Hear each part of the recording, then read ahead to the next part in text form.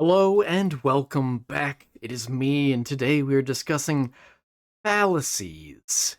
Yes, you heard that correctly. Fallacies. Not any other spelling. Don't confuse it. And we are continuing with challenges. Today we have head trauma. I don't actually remember what some of these early challenges are. So, this is kind of fun, rediscovering them. Let's get into it. What does head trauma entail? Oh! This one! Woo! Cool. Okay. So, a fallacy. I'm, again, sort of sticking with the theme of philosophy or... Ow, hey. Things that, get people thinking, you know? And so far, at least, the past two episodes, as well as this one, all relate to ancient Greek philosophers in some way or another. Yeah, I see you. There you are. And indeed, discussion of fallacies dates as far back as Aristotle. So what is a fallacy? A fallacy is the use of an invalid or otherwise faulty reasoning in the construction of an argument. Maybe that's a bit technical for you. Oh, very nice.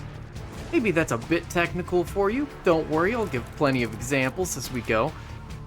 Now, there are lots... Uh-oh.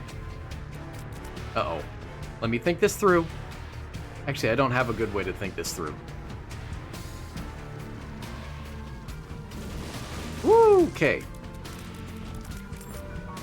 There are lots and lots of different types of fallacies. I'm just going to be talking about a few classic ones or ones that I just kind of like. not like to use them, but think that they're interesting or particularly annoying to deal with. You know.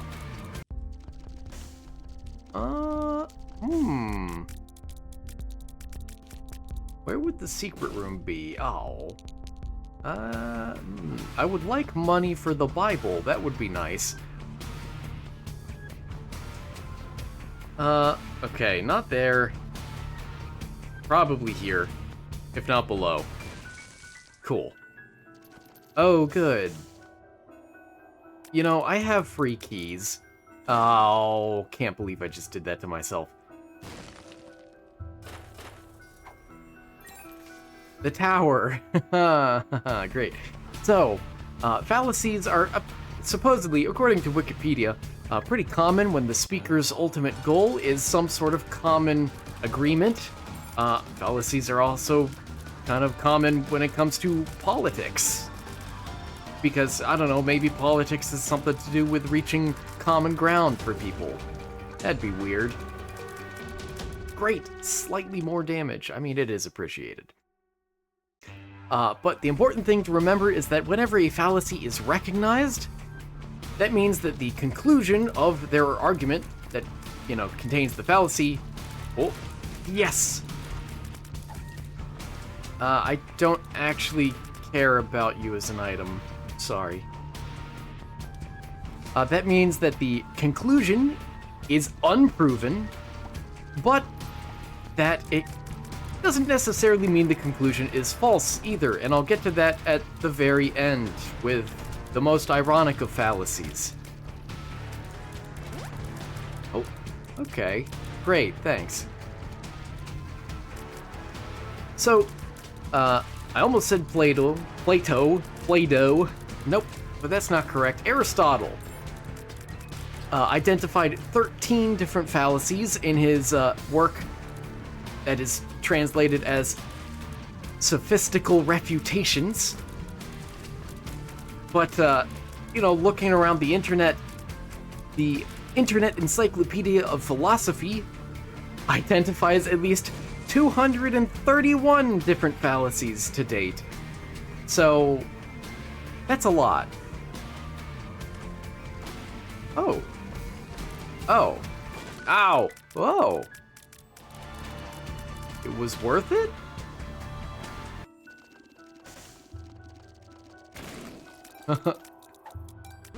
Just stay still and maybe nothing bad will happen.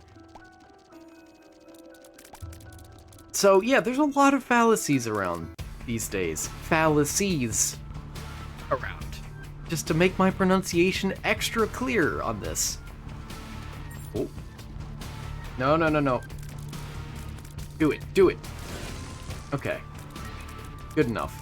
I don't have the money yet. I'll use that here. Very nice. So,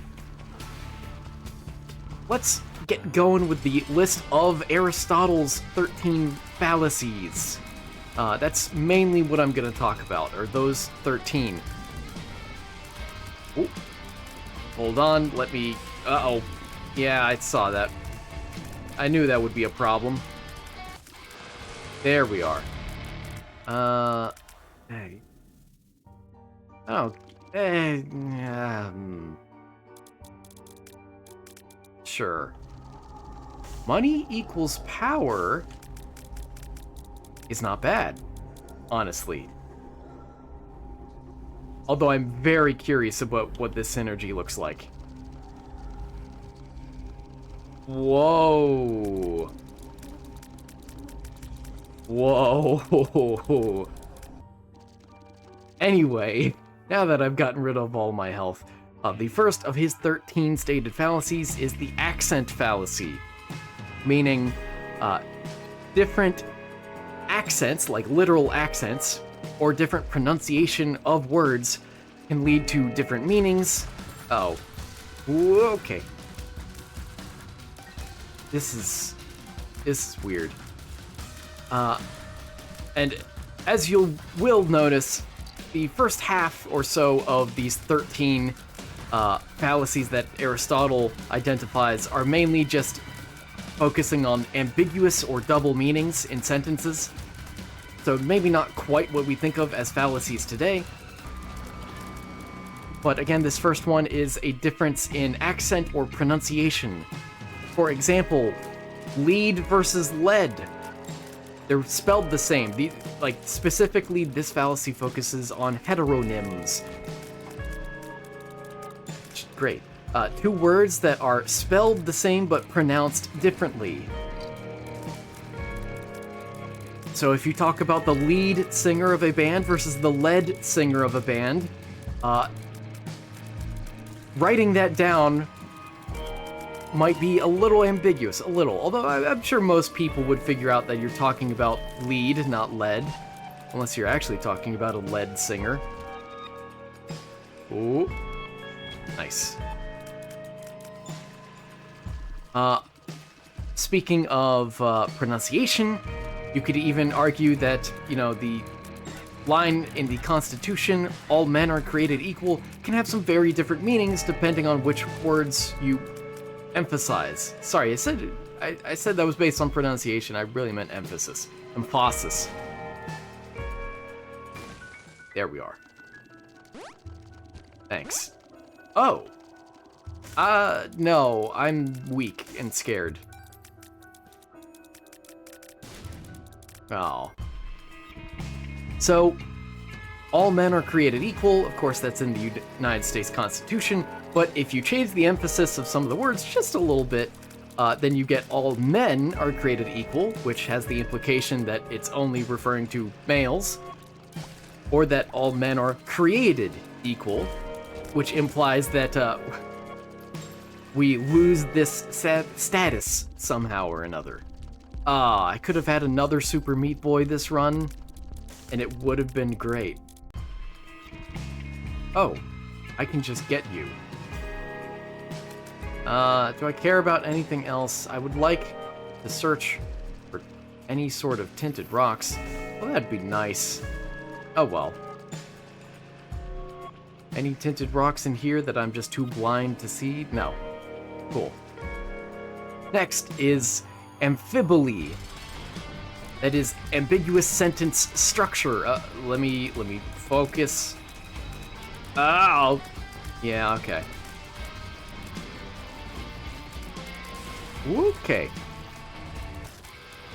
ambiguous sentence structure, and possible double meanings. Some examples of amphiboly are young men and women. Does that mean the women are also young? Or am I only talking about young men and adult women? Ooh. Oh, come on. Well, net positive. Or even the very famous skit, Who is on First?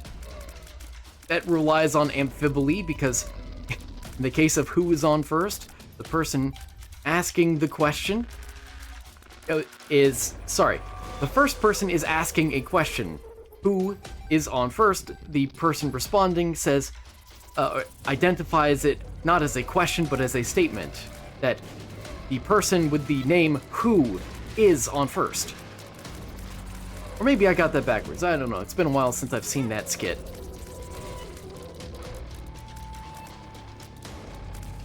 Okay, this is such a bizarre run. This is possibly much worse than it was intended to be, which is funny and therefore entertaining. Content, am I right? Ah, nuts. Up next is equivocation. That is the same word having multiple distinct meanings. For example, the argument, since only man is rational and no woman is a man, therefore no woman is rational, because there's the double meaning of the word man, because, you know, in ages past, man used to refer to mankind as a whole and not actually referred to men, but then at some point it started also referring to males, and then we get the double meaning here that is kind of sexist. Not saying that I support that meaning. Just saying this is an example of equivocation. Up next is composition or division, which are two inverses of each other. Composition is assuming properties of the whole based on properties of the part, and division is assuming properties of parts based on the composition of the whole. So, for example, Americans only speak English. You're assuming something about all Americans based on a trend that a few Americans, well, many Americans, but certainly not all, do exhibit. Or an example of division, because that was composition, an example of division would be that all engineers must design bridges, because that's something that some engineers do, but it's certainly not something that all of them do. And that's lovely. I'm glad I got a speed down. That's great. Whoa! Come on. Okay. Oh, that's more health and 0.05 damage. Nice. Oculus Rift would kind of be amazing. Not Oculus Rift, whatever it's actually called. But also I'd like my speed back, please. And more damage. Ocular Rift. Yeah. Next up is figure of speech. Now, this actually doesn't apply to the English language. It applied to Latin and Greek, and applies to other languages that exist in the world, but not English, because English doesn't have declensions. What is a declension? It is this. So, in English, as with most languages actually, verbs have different tenses. You know, we change the verb word to match the tense. Oh boy, sure. In other words, ran versus run are two different tenses of the same sort of idea, but, you know, there's different times involved. Declensions are something similar with nouns, where the ending of a noun, or not necessarily the ending, but a lot of the noun can change depending on what part of speech it is, what gender it is, or whether it's singular or plural. And again, English doesn't have declensions, but Greek did, which is why Aristotle's talking about it, where there are some cases where there's ambiguity in what the declension is, although the example I'm about to give is really just another example of equivocation. This sort of gives you an idea of what Aristotle is talking about. If I say, they are over there, am I talking about someone in the singular who I either don't know their gender or that their gender pronouns are they, them? Or am I talking about people in the plural? It's ambiguous. Again, technically an example of equivocation, but that's what Aristotle is referencing, basically. Ah. What a yucky build this is turned into. Next up is accident. Now we get to things that are not just ambiguous, but actual logical fallacies as we tend to observe them today. So the fallacy of accident is when a general rule is overextended. Oh, great. Well, let me take care of this guy first. Okay. Now that's pretty good. Ah, not the shop. I was hoping you'd beat the shop. Oh well. I've got keys for days. Oh boy. Well, this puts a bit of a wrinkle in my expectations, my plans. Wrinkle in time. Still no shop, but I see that tinted rock. So, you know, that's good. Ow! And I really need it. Ooh! No shop. Man. So, fallacy of accident, again, it was when a general rule is overextended, such as saying that it is wrong to hurt people, and then trying to apply that principle that it is wrong to hurt people to cases of self-defense. Yes, there are people who agree that even in self-defense, you shouldn't harm the person attacking you, but the vast majority of people think that's perfectly reasonable. If your life is in danger, then it is perfectly reasonable to harm your attacker.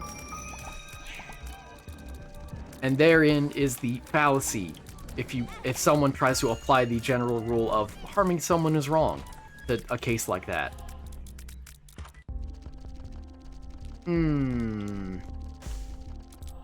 Yeah, I'll take every advantage I can get. Even if it means dropping my damage down by an entire 0.11. Oh, good. 0.8. Next is affirming the consequent. So this has to do with, logical implications. You have if A, then B, and then if A is true, then B must follow. That's general, modus ponens, argumentation, that sort of thing. But with affirming the consequent, I need to look where I'm going. We have that someone says that if B is true, then A must follow, which is backwards. That's the complement. And this is gonna be a little sketchy here, this fight. So, as an example, not from my own life, this is just an example I came up with. My parents didn't actually do this for me. But, if getting good grades meant that my parents would reward me with ice cream, but then one day they give me ice cream, does that mean, necessarily, that I had a good grade? No, it doesn't.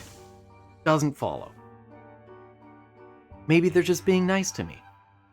Next up is in a certain respect and simply, which is a weird name, but whatever. It's overgeneralizing an attribute of something. So when you're talking about an attribute of a thing, you typically make some assumptions, some implicit assumptions that the attribute only applies to a small region, small part of the thing, and I don't mean like John Carpenter the Thing. But, for example, if my wallet has some money in it today, then is it right to assume that my wallet has money in it every day? No, it's not. Because if I take the money out of my wallet today and don't put it back in, then it doesn't magically reappear there. Although I haven't tested that, admittedly. Uh-oh. Uh-oh. Ooh. Ah. Another example is if dogs have white teeth, then they must be white dogs, which is like, no, we're talking about teeth, not their coat, not their fur. Is it a coat? I don't even know.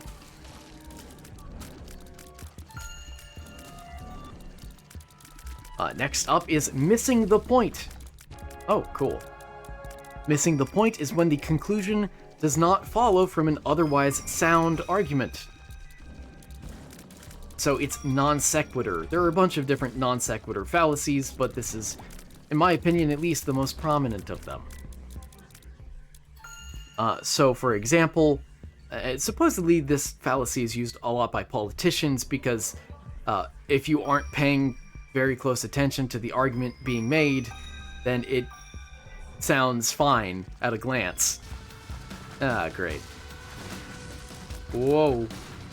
For example, my YouTube channel here. I don't get many views, you know? And it must be because the algorithm hates me. The YouTube algorithm, it must be at fault. That's it. That's what's causing it. That's what I can put all my blame on. It's definitely not a lack of advertising or engaging content or anything else. It's not my fault, it's the algorithm. Yeah, ow. Next up is begging the question.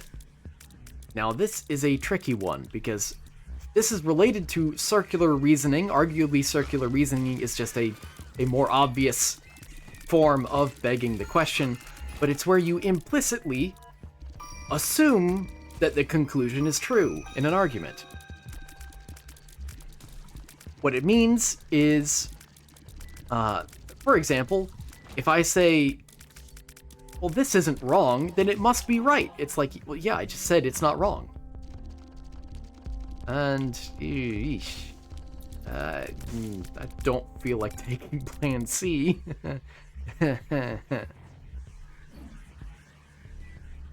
So again, begging the question is pretty insidious. It's not very obvious. An example would be that, again, this is an example. This isn't my perspective, not my opinion, but an example would be that paranormal activity must be real because of how many unexplainable events happen. But do you see the hidden assumption there? The assumption is that unexplainable events must be paranormal in nature, but that's not necessarily true. There are plenty of possibly unexplainable events that happen that have nothing to do with true paranormal activity. Next up is false cause. That is, claiming a causal relationship where none exists. Oh, ow. Ow. Yeah. Oop. Okay, I'm gonna need to pay attention a little bit because this fight is a little ugly to me. So, an example of false cause is saying that drinking water keeps you healthy. I mean, it's sort of true, but it's not a guarantee. You can be unhealthy even while still drinking fresh water. It certainly aids your health, but it is not the sole cause of your health, good or bad. And I hope I live, because I'm getting a little worried. I should be fine, right? Right? And the last of Aristotle's 13 fallacies, yay, is the many questions fallacy. that is asking questions too quickly or having too many questions for the listeners to fully process each one. It was. For example, if you're talking with someone and they just bombard you with questions like, what do you want me to do? And do you think it even matters? And why don't we do this instead? Without really giving you room to adequately respond to each one or think through each one. And then they use this as an avenue to assert their own answers to these questions. That's a fallacy. And, I didn't get to the other fallacies I wanted to talk about today, but maybe I'll just save those for tomorrow. Make the episode nice and easy for myself. Because, as a reminder, I am recording all of the daily challenges. In addition to this, I'm still keeping up with them. I don't have that much free time, so I can't go super in depth into the topics for these episodes, at least until I'm done playing all 31 daily challenges. Anyway, it is what it is. Thank you for watching. I hope you learned something today. I hope you were entertained, and I hope to see you again tomorrow. Take care.